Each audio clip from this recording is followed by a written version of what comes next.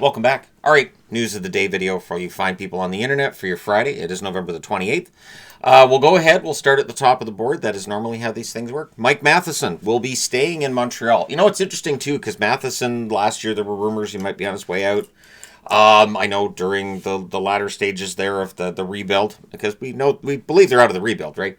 There was a lot of talk about whether or not Matheson would go, and now he's staying. It's a 5-year extension, $6 million cap hit. It looks like most Montreal fans, all of the ones I've seen are quite happy with this extension. I'm not saying necessarily all of them will be, but right now, what I've seen, everybody is. He does have a no movement clause in the first 3 years, and then a modified no trade in the fourth and fifth year of the deal. A lot of the money is bonus money paid up front, so he's getting paid. He gets the contract he wants, and the Montreal Canadiens get to keep one of their veteran defensemen for another 5 seasons past this one. So good news all around if you're a Montreal fan. Quinn Hughes. So all the speculation around the Vancouver Canucks, of course, I've seen people ask me about Michael Bublé's appearance on Donnie and Dolly yesterday, which I previously mentioned in another video. I'll just say here. Michael didn't say anything in that interview that we haven't talked about when we've talked to each other. He does get frustrated with some of the media coverage around the Canucks. He is a Canuck fan. He is a Canuck booster. I applaud him. He is always a voice of positivity.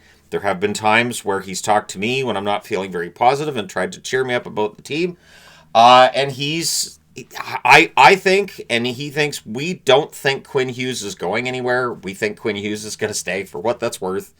Because I don't think Hughes necessarily knows. He did take a shot at Frank Saravelli too and said he's not an insider. And that's because Saravelli reported that Hughes was staying, that's what he'd heard.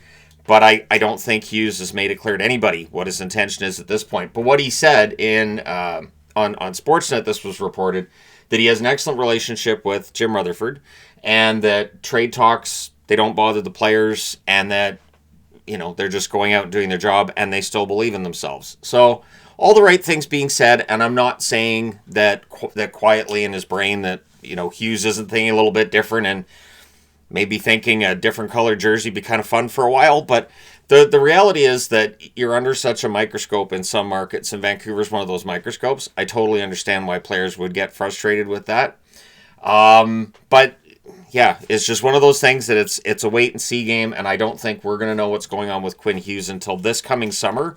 I think that's where the rubber meets the road, and we'll start to get some indication on what his thinking and what his plans are. Once this season is done, he gets into thinking this summer, then maybe we'll have a better idea. Jake Oettinger debuting a new mask. Looks fantastic. It is a tribute to Eddie the Eagle's mask when he was with the Dallas Stars. Ed Belfour's masks were always fantastic. So basically, instead of eagles on the side, it's otters. And I think Jake Oettinger should have that on his masks forever. I think it looks fantastic.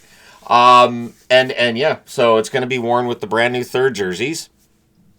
I think that's going to be awesome. So yeah, Oettinger's new mask and the new jersey, and see people asking, what does Shannon think of the new jersey? Well, I mentioned this videos before recently too, but I'll mention it here.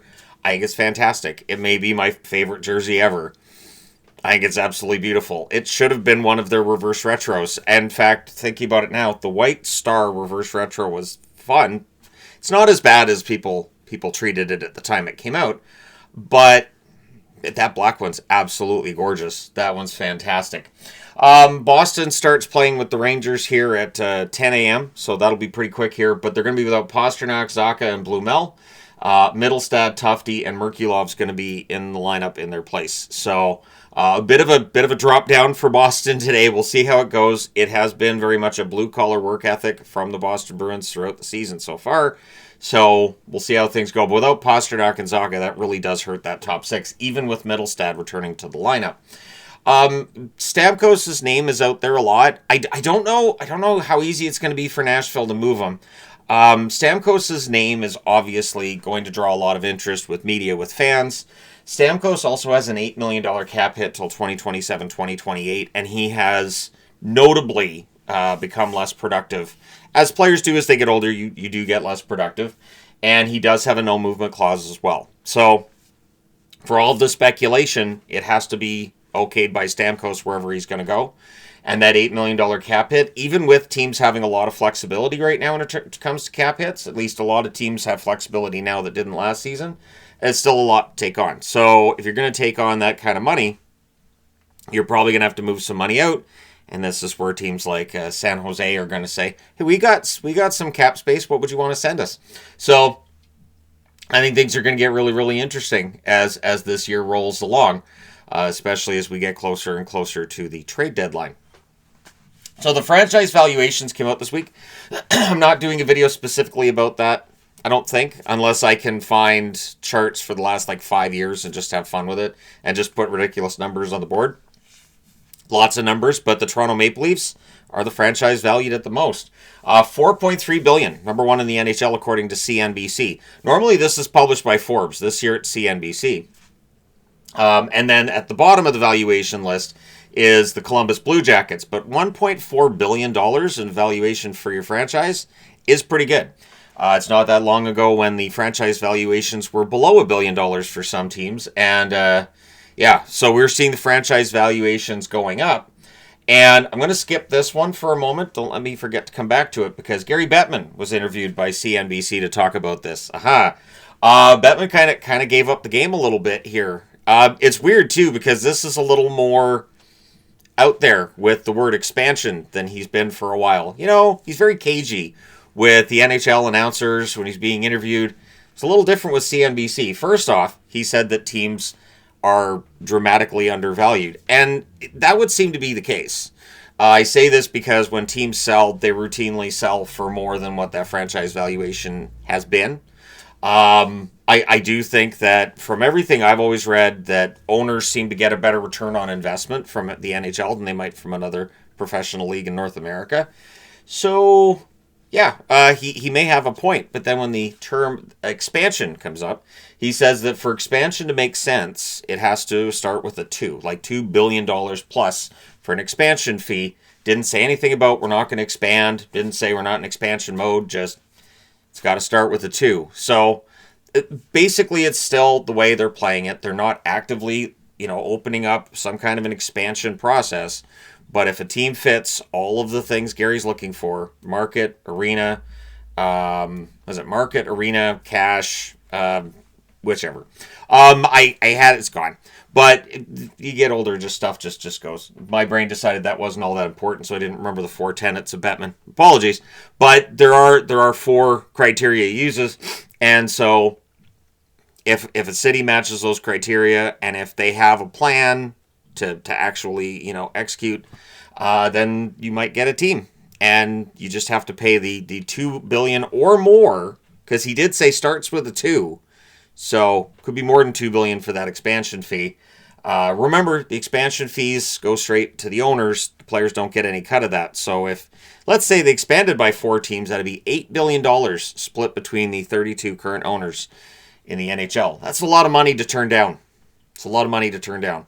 And I know there's a lot of people who don't want to see it, but I still think we're going to hear about an expansion team over the next year or two. I still think 2030 is about where the starting point would be. So not over the next year or two we're going to see a new team, but we would see a start of that process and an acknowledgement that things are coming. He also was asked about the gambling and the sports gambling, and I'm glad somebody asked him about this. I'm not that impressed with his answer because he basically made it sound like, well, hockey players aren't going to end up in the kind of scandals we're seeing in other leagues in North America. And then I'm remembering, Pinto was suspended half a season for, gambling reasons that he, from all accounts, it sounds like he didn't realize that he was doing something that was that bad. He didn't fight it, and he didn't say he shouldn't have been suspended, but it was something that he shouldn't have been doing. And we have seen gambling and NHL players cross paths.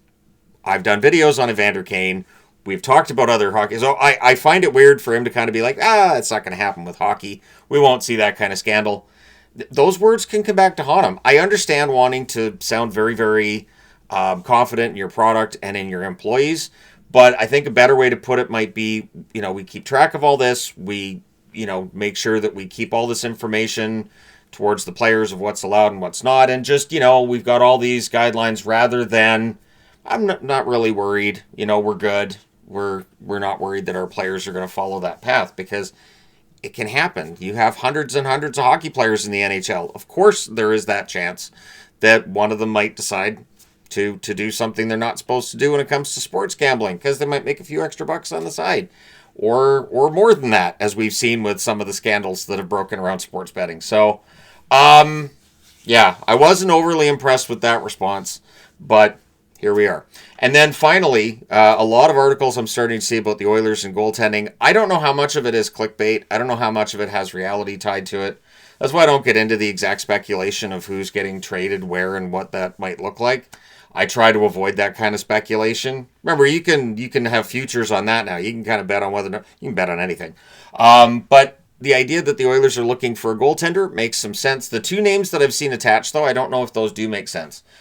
Tristan Jarry, the Pittsburgh Penguins are currently above the playoff line. I cannot see them trading Jarry at this point in time, even if that means trading out his contract, because then you'd have Shelovs as your starter at that point. I like Shelovs, they do, but I think you're better off with Jarry and Shelovs as your tandem rather than trading Jarry. And I think the Oilers would then be looking at probably trading a goaltender back. And I don't know that would work from Pittsburgh's perspective. And then I've seen Binnington's name. I've had people ask me about Binnington in live streams. I don't think St. Louis is going to trade Binnington. I can't see it. I'd be very surprised if Binnington got traded. The guy's kind of got folk hero status since 2019 for good reason. And if you're going to trade Binnington, you can't trade him for less than what the public perceives he's worth, or what we all might think that he's worth. Sometimes the public, sometimes, fans who follow the game really closely, it can be a little bit different. But I don't think Binnington and Jarry, I don't see it. I don't. So, let me know your thoughts. Do you think the Oilers are going to make a change in net or not? I'm skeptical. I honestly think that Stan Bowman sticks with Skinner and Pickard, and we see how things go. But that's just the feeling I have, not through any inside information of any sort. What I've been hearing, it doesn't sound like it's anything more than just speculation. And since Jarry's back from injury, his name would be the one to come up. But I don't know if Jarry would be a big upgrade over Skinner and Pickard either. Because if you look at the analytics, the goaltenders haven't been bad for Edmonton. It's not entirely on the goaltenders. Some of it is, but some of it's not as well. So let me know your thoughts in the comment section below. As always, hit like and subscribe in the event you may not have done so already. Thank you guys so much for all your support. I will talk to you again soon.